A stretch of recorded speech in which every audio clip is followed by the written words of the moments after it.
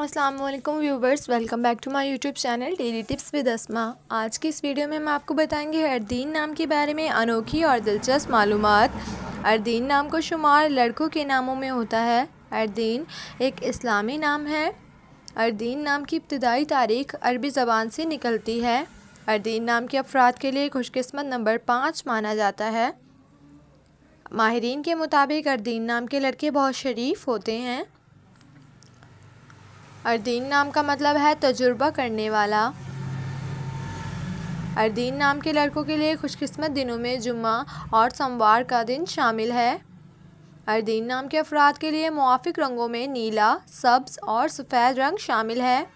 अर्दीन नाम के अफराद के लिए मुआफिक पत्थरों में मरकत पत्थर शामिल है। खुशकिस्मती वाली धातों में हिंसों के हिसाब से चांदी शामिल है। सो फ्रेंड्स, अगर आप अपने नाम का मतलब जानना चाहते हैं तो कमेंट बॉक्स में अपना नाम लिखें। इंशाल्लाह हम आपके नाम की वीडियो ज़रूर बनाएंगे।